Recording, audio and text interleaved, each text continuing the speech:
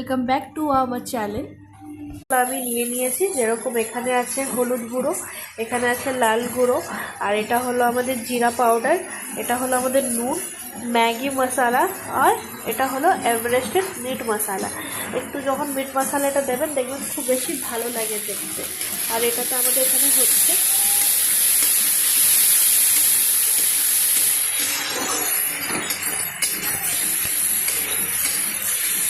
একটু গ্যাসের ফ্লেমটা আস্তে করে দেবো, এটাকে ভালো করে ভাজবো। খুব বেশ ভালো করে ভাজা হয়ে গেছে। এর মধ্যে একটু সামান্য নুন দেব, আপনারা আপনাদের স্বাদ অনুযায়ী নুন দিতে পারেন। আমি যেহেতু সামান্য একটু নুন দিলাম, এটাকে আবার ভালো করে ভাজবো।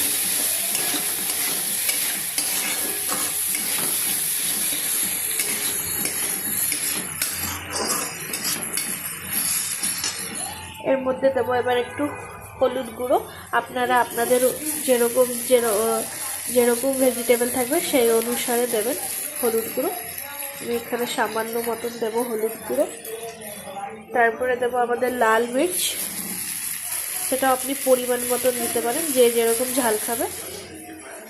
তারপরে দেবো আমাদের এখানে জিরে গুঁড়ো। ভাজা হয়ে গেছে, তার মধ্যে সামান্য একটু জল দেবো, যেন একটু আমরা যেহেতু আলু দিয়েছি তো আলুটা একটু যেন হয়।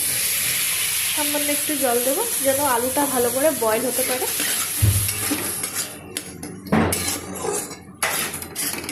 আর একদিকে দেখুন আমাদের এখনো পাস্তাটা বয়েল হচ্ছে।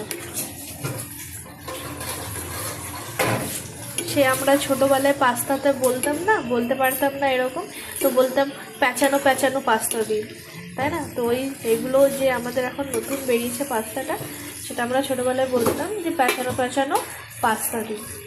আর এই পাস্তাটা খেতেও খুব বেশি দারুণ হয়। আর এই রেসিপিটা আপনারা ফলো করবেন, দেখবেন আপনাদেরও খুব ভালো লাগবে।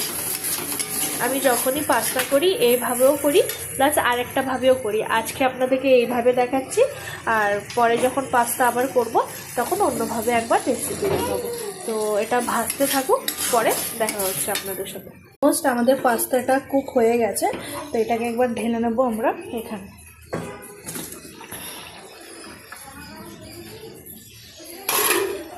আর দেখুন কত সুন্দর আমাদের পাস্তাটা বেশ বয়েল হয়েছে, তাই না? তো চলুন বাকিটা শেয়ার করি। আমাদের পাস্তা রেডি হয়ে গেছে, এবার সবাইকে সার্ভ করবো। তো চলুন গ্যাসটা অফ করে দিই।